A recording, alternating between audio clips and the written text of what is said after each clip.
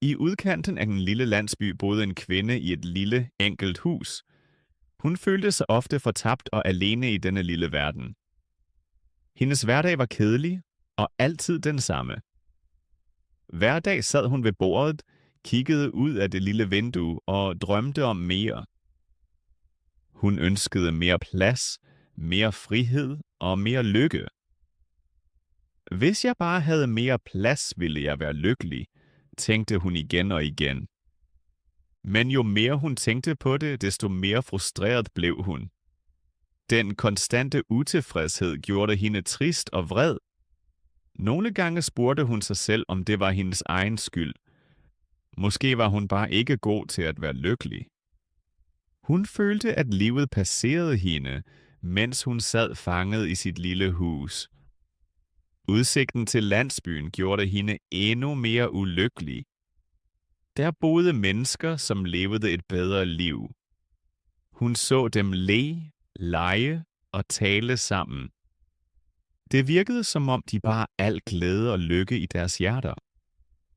Hvorfor kan jeg ikke være lykkelig som dem? Spurgte hun ofte sig selv. Hendes længsel efter et andet liv blev stærkere og stærkere. Hun følte sig som en fange i sit eget hus, mens de andre levede et fuldt liv. En dag, mens hun igen tænkte på sin utilfredshed, så hun en gammel mand på torvet. Han sad på en bænk og så på hende med rolige, forstående øjne. Hans øjne så ud til at have oplevet meget. Han havde sikkert mange historier, som han havde samlet gennem årene. Kvinden blev draget af hans ro. Hun gik hen til ham og begyndte at tale.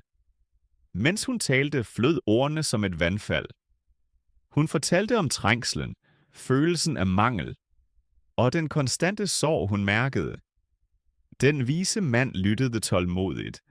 Han lod hende tale ud, og hans ansigt var venligt og forstående, hvilket gav hende tryghed. Jeg føler mig så fanget, sagde hun til sidst. Mit hus er lille, og jeg føler mig alene. Jeg drømmer om et bedre liv, men jeg ved ikke, hvordan jeg kan nå det. Den gamle mand nikkede. Da hun var færdig, gav han hende et enkelt råd. Tag dyr ind i huset, luk liv ind. Kvinden så forvirret på ham. Dyr? Hvad skal dyr i et lille hus? Det vil ikke ændre noget. Mit hus bliver kun mindre og mere larmende. Vi må somme tider se ting anderledes for at forstå, hvad vi har, sagde han med håbefuldt smil. Med en underlig følelse i maven forlod kvinden torvet. Dybt inde i hende spirede tanken, at noget måske kunne være anderledes. Måske fandtes der en måde at ændre hendes liv på. Men usikkerheden om det næste skridt gjorde hende bange. Hvad ville der ske, hvis hun fulgte den gamle mands råd? Hvad hvis det ikke virkede, og hun stadig var ulykkelig? Alligevel følte hun, at hun måtte gøre noget for at slippe ud af den konstante sorg. Hun ville ikke længere være fanget i sit lille hus. Det var tid til forandring. Men hvad? Kvinden kunne ikke få den gamles ord ud af hovedet. Hun gentog dem igen og igen, og de blev som et ekko inde i hende. Næste morgen, drevet af nysgerrighed og fortvivlelse, besluttede hun at prøve. Hun ville vide, om hans idé virkelig kunne hjælpe, og om hun kunne blive gladere. Beslutningen fyldte hende både med håb og med frygt. Hun gik til torvet, hvor lyde fra mennesker og dyr omgav hende. Der var liv overalt, men trangheden lå tungt i hendes hjerte som en sten. Torvet var farverigt. Boderne bunede af frisk frugt, grønt og små dyr. Duften af stegt fisk og frisk brød fyldte luften, men hun følte sig alligevel alene og fortabt. Da hun gik forbi en lille bod, så hun en høne, der lystigt pikkede rundt. Hønen var lille og havde skinnende fjer. Den virkede så levende og glad, mens den søgte efter foder. Impulsivt købte kvinden hønen og tog den hjem i håb om mere glæde. Hønen var livlig og lavede lyde, som lød som en storm i det stille rum. Først blev kvinden begejstret for det nye liv i huset. Det føltes som om energi kom ind i huset, et lille lys i hendes grå hverdag. Men snart blev glæden erstattet af en ny uro. Hønen løb rundt, pikkede alle steder og efterlod fjer og foder overalt. Den larmede meget, og støjen steg voldsomt. Kvinden følte sig igen overvældet. Hvad tænkte jeg på? Spurgte hun sig selv, mens hun prøvede at dæmpe hønen. Trangheden syntes at vokse med hvert pip, og hendes glæde blev til stress. Trods sin skuffelse ville hun ikke give op. Den vise mand havde sagt, at hun skulle hente flere dyr. Måske ville det blive bedre, hvis hun tog endnu et dyr. Hun tænkte, at et ekstra dyr kunne berige hendes liv, og måske mindske det kaos, hun følte. Derfor begyndte hun at lede efter en ged. En ged er glad og legesyg, og hun håbede, at den kunne bringe endnu mere liv til huset. Da hun bragte dyret hjem, var larmen næsten ikke til at holde ud. Hønen gakkede højt, og geden brægede uden stop. Kvinden følte sig som en tilskuer i sit eget liv. Det var som om dyrene overtog huset, og hun mistede kontrollen. Timerne gik, og det lille hus blev til et stort kaos. Overalt lå der foderrester, og dyrene var urolige og vilde. Den tranghed, hun før havde mærket, blev endnu større af deres skrin og trampen. Fortvivlelse overmandede hende, mens hun prøvede at fodre dyrene og rydde rodet op. Det er ikke det liv, jeg ønskede, hviskede hun, mens hun udmattet sad i et hjørne. Hendes tanker kredsede hele tiden om hendes utilfredshed. Hun ønskede fred og ro, men fik kun mere larm og mere stress. Rummet, som før var hendes skjulested, føltes nu som et bur, der holdt hende fanget. I dette kaos tænkte hun på den gamle mand. Han havde sagt, at hun skulle fortsætte. Men hun tvivlede på, om det virkelig var den rette vej. Måske bliver det bedre, tænkte hun, mens hun sad alene i aftenens mørke.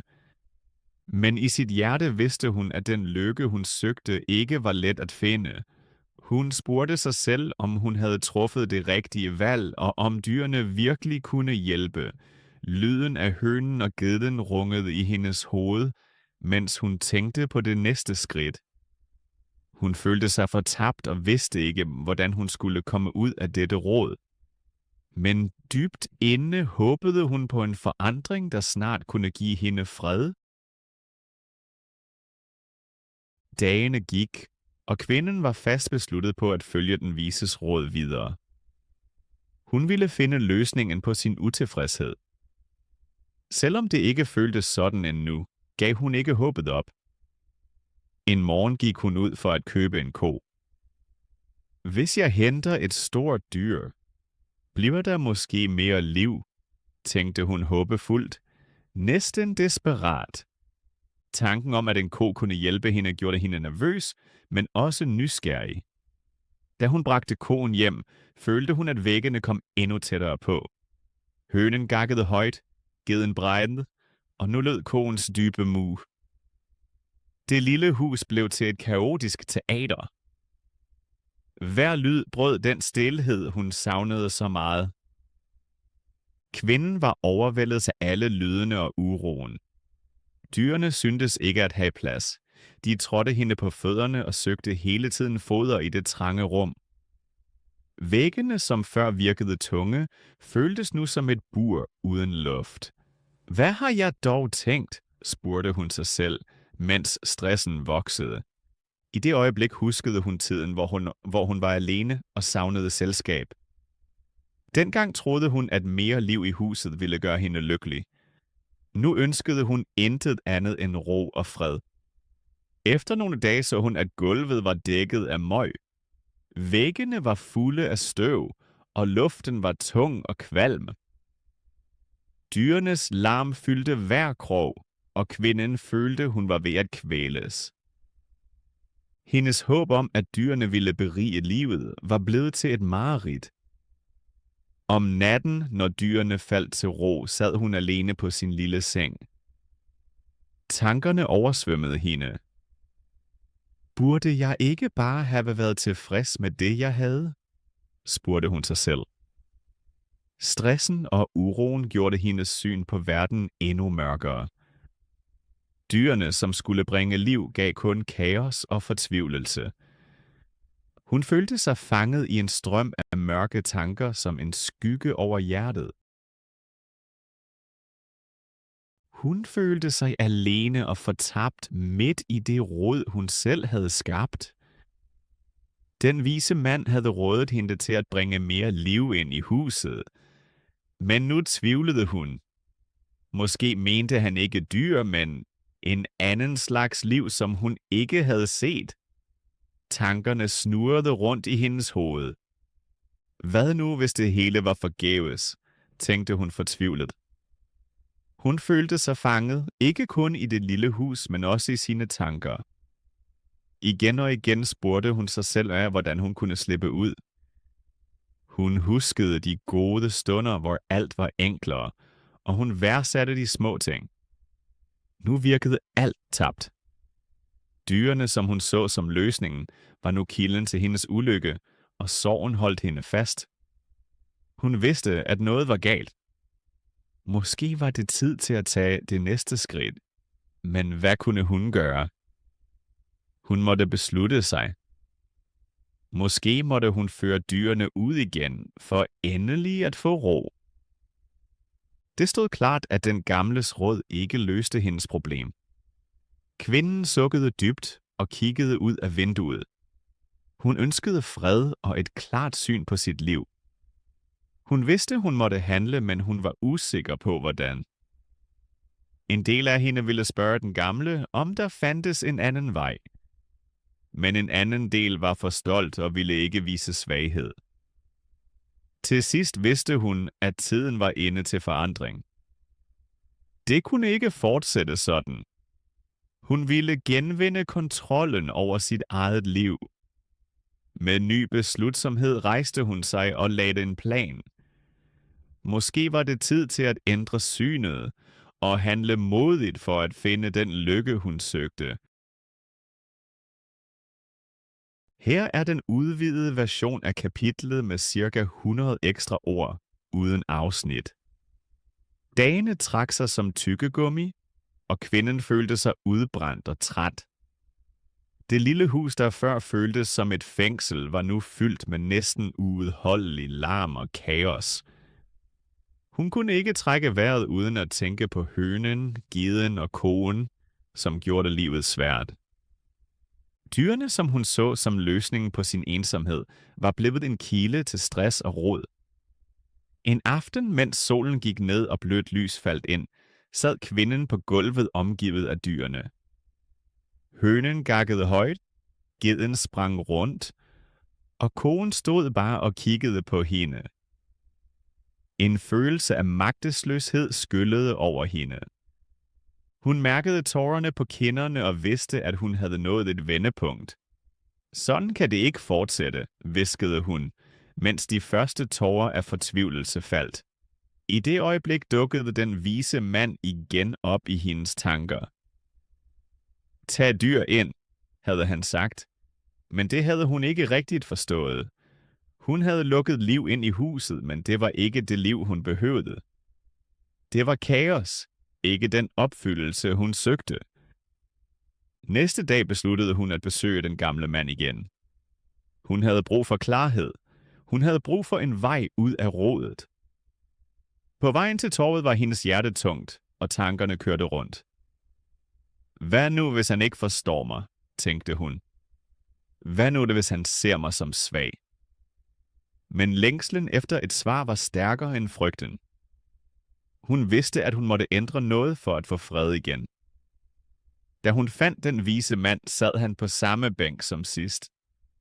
Han så på hende og ventede, til hun talte. Det var svært for hende at finde de rigtige ord. Hovedet var fuldt af tanker og spørgsmål, og usikkerheden gnavede. Til sidst brast det ud af hende.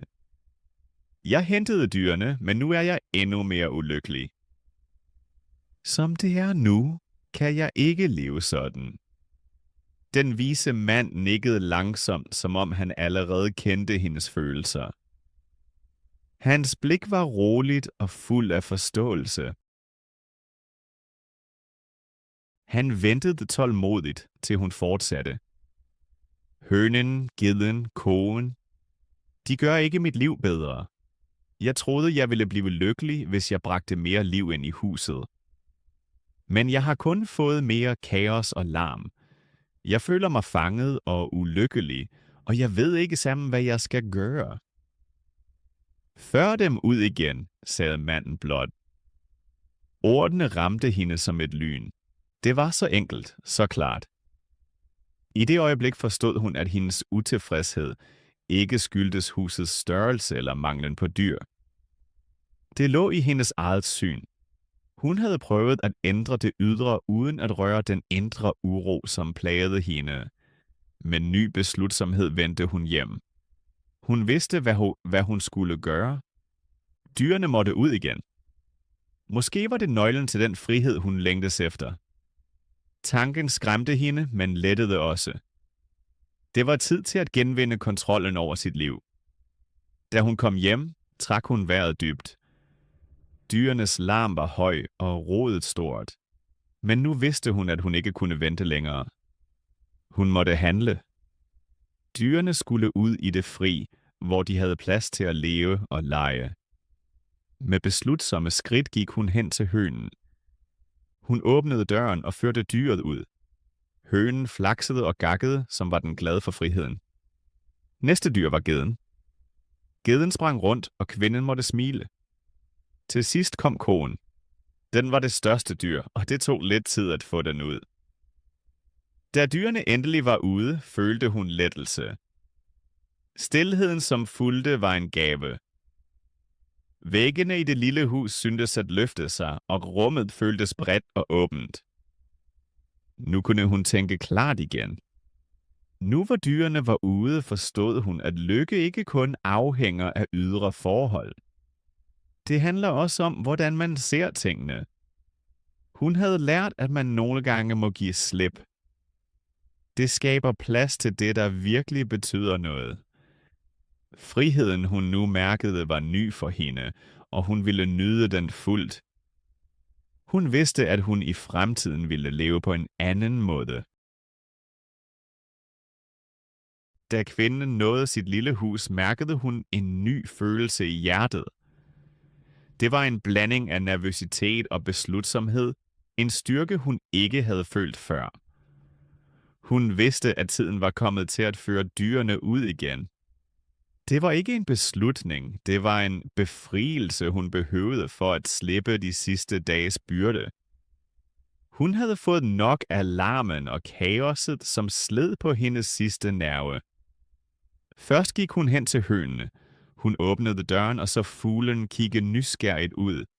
Hønen var livlig og pævivrigt, som om den mærkede friheden. Kom, lille høne, du er fri nu, hviskede hun blidt og førte hønen forsigtigt ud. Da hønen fløj ud, følte kvinden en tung byrde glide fra skuldrene. Den friske luft udenfor syntes at omfavne hende og fyldte hende med ny energi. Et øjeblik følte hun sig lykkelig og fri.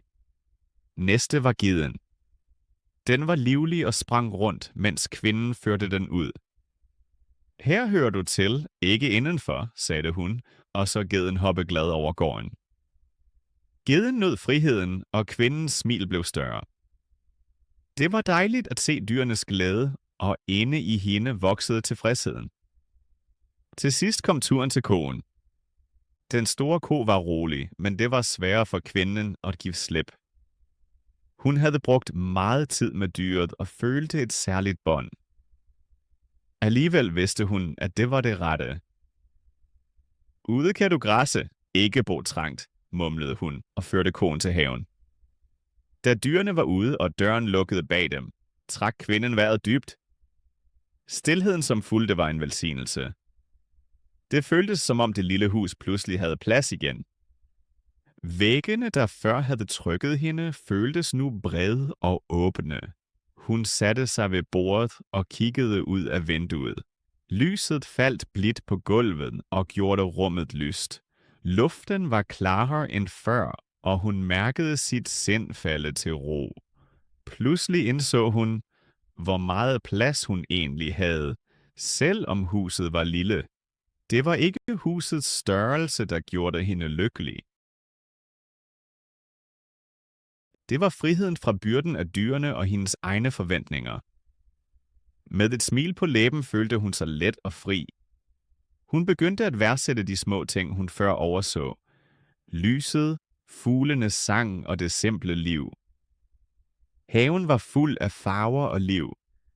Blomsterne blomstrede, og træerne susede blidt i vinden. I det øjeblik forstod hun, at lykke ikke afhænger af ydre forhold, men af hvordan man ser verden. Hun havde lært, at man først ser værdien, når noget har været værre før. Kvinden følte pludselig taknemmelighed for sit lille hus og for stilheden. Hun indså også, at det sande liv ligger i enkelhed og ikke i overflod. Denne indsigt var som en lysstråle i hendes hjerte. Nu vidste hun, at hun havde kontrol over sin egen lykke. Lykken lå i livets små, enkle glæder. Lige nu, i denne stille og fredelige atmosfære, mærkede hun sit hjerte åbne sig. Hun tænkte på fremtiden. Måske ville hun gå udenfor igen for at nyde naturen og passe haven. Hun overvejede endda at anlægge et lille bed for at dyrke friske grøntsager. Der var så mange muligheder, og friheden føltes vidunderlig. Dyrene udenfor virkede nu meget gladere. Hønen pikkede i græsset. Geden sprang og legede, og koen græssede fredeligt. I dette øjeblik vidste kvinden, at hun havde truffet det rette valg. Dyrene havde brug for deres plads udenfor, og hun havde brug for sit eget rum. Med dette nye syn på livet følte hun sig styrket. Et nyt kapitel begyndte, og hun var klar til at skrive det. Hun vidste, at tiden var kommet til at være lykkelig. Lykken ligger ikke i de ting, man ejer. Den bor i livets enkle glæder og i den frihed, man giver sig selv. Historien om kvinden og hendes dyr er mere end et eventyr. Den giver en lektie om livet, jagten på lykke og respekt for egne behov. Ofte ser vi så meget på det, vi tror, vi mangler, at vi glemmer de enkle ting. Kvinden opdagede, at sand lykke ikke kommer fra ydre forhold, men fra hendes eget syn.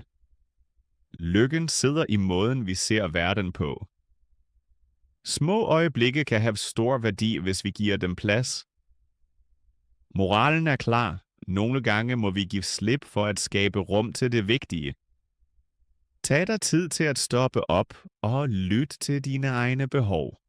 Stræben efter mere og fastholdelse af det, der skader os, kan blokere vejen.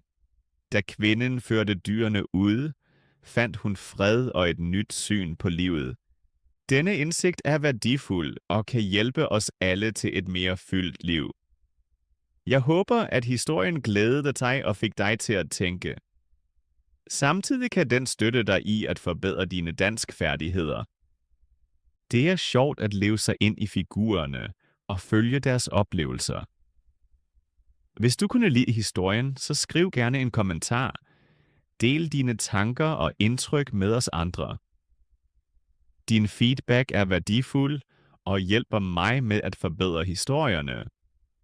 Tryk også gerne på synes godt om-knappen, hvis du vil. Du må også dele videoen med dine venner. Så kan de også nyde historien og lære en vigtig lektie. Mange tak, fordi du lyttede. Din støtte betyder meget, og jeg ønsker dig glæde på din rejse med dansk.